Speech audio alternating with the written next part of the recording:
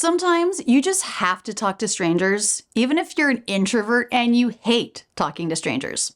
For example, "Hi, I think you're in my seat." Today we'll go over 6 mini conversations where you might need to approach a stranger or a stranger might approach you to study appropriate phrases and responses in English. I'm Rachel and I've been teaching English and the American accent on YouTube for over 15 years. Check out rachelsenglish.com/free to get my free course, The Top 3 Ways to Master the American Accent. It will change the way you speak and hear English. First, let's look at that awkward moment where you've gotten into the plane, you find your seat, and someone's in it. "Hi, I think you're in my seat." "Oh, 30E? You're in 31E. "Oh, I'm so sorry." "It's not a problem. I can just sit in 30E since you're already settled in and I'm traveling alone." "Oh, are you sure?" "Yeah, it's all the same to me." "Okay, thank you. Sorry about that." Has this ever happened to you? One time I was in the wrong seat. I was in 7D, even though my seat was completely different, something like 32F, because the gate was D7 and I got mixed up. In this conversation, I started with the word hi. "Hi." If you need to get someone's attention, a great way to do that is with the phrase, "Excuse me." "Excuse me, I think you're in my seat." Even if you know someone is in your seat, it's still polite to say, "I think. I think you're in my seat." "I think you're in my seat." Notice I used the phrase settle in. "It's not a problem. I can just sit in 30E since you're already settled in and I'm traveling alone."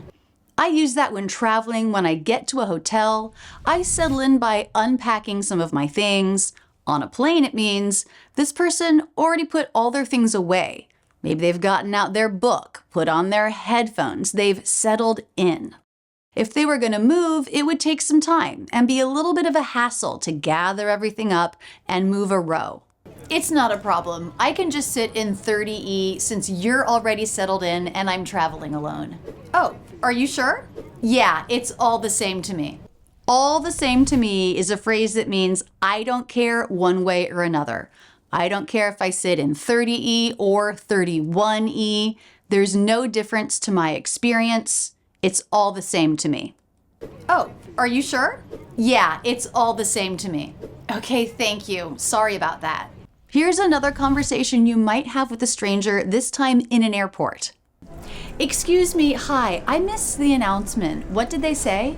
"They said the flight's delayed." "Oh, really? Okay. Did they say how long?"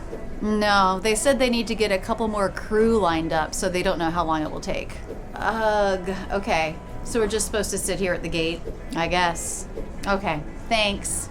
To get someone's attention, starting with "excuse me" and "hi." "Excuse me, hi, I missed the announcement. What did they say?" Notice the intonation of the questions. If it's a yes/no question, the intonation will almost always go up. That's polite.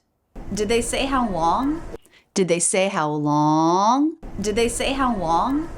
Long, going up. There's a second example of this. "Ugh, okay. So we're just supposed to sit here at the gate." Gate, going up. If you make your intonation for yes/no questions go down, it sounds like you're a little annoyed and it could be considered a little rude. "So we're just supposed to stay here at the gate." "So we're just supposed to stay here at the gate?" Intonation going up, a little bit more of a friendly attitude. Let's look at another situation where you might have a conversation with a stranger. This happened to me recently on the subway in New York City. "Excuse me, do you know where I should get off for Nassau Street?" No, sorry. I'm not very familiar with Lower Manhattan, but I can look it up on my phone if you want. "All I know is that I'm looking for Nassau Street." Okay, that looks like it runs north-south, just south of City Hall Park, so I would get off at City Hall and just walk south on it until you find what you're looking for. It looks like it's just to the east at the bottom of the park. Okay, do you know how many stops that is? Yeah, it's in 3 stops. Thank you so much. You're welcome. Directions. A common conversation you might have to have with a stranger, even in the days of smartphones. North, south. These directions can be tricky with that ending TH. Remember to let your tongue come through the teeth, just the tip. It might take some practice for that movement to become natural, so just practice it a lot. North, south. A little slow, repetitive practice with tricky words will make them so much easier to pronounce. Have you ever been somewhere and seen a stranger with something you really liked or wanted? Like on a hot day, they have the best looking ice cream cone. Excuse me, where did you get that ice cream? Oh, just down in the next block at Weckerly's. There is a really long line though. Oh, really? Like how long? It's like 10 people long, but there's only one person working and she's new, so it's kind of slow. Okay, how good is it? Is it worth it? Honestly, yeah. If you've got time to wait, it's worth it. Okay, thanks. Is it worth it? Worth, just like north and south, ending with that TH can be tricky, so just practice it. Worth, worth, worth it. We use worth with value. For example, my grandmother's ring is worth $2,000. But we also use it with time and effort. Is something worth the time and effort it will take to get it? Is this ice cream good enough to wait in a long line for? Is it worth it? How good is it? Is it worth it? Honestly, yeah. If you've got time to wait, it's worth it. Now, let's say you're somewhere and you see someone get hurt. You really hate talking to strangers, but you can't just ignore this. Whoa! Oh my gosh, are you okay? Yeah, I think I'm all right. Honestly, I almost slipped there too. They've got to put some kind of better grip on this floor. Yeah, seriously, I didn't even feel myself slip. I was just on the ground before I knew it. Someone could really get hurt. Yeah, well, I'm glad you weren't. Thanks. Have a good day. Are you okay? Are you all right?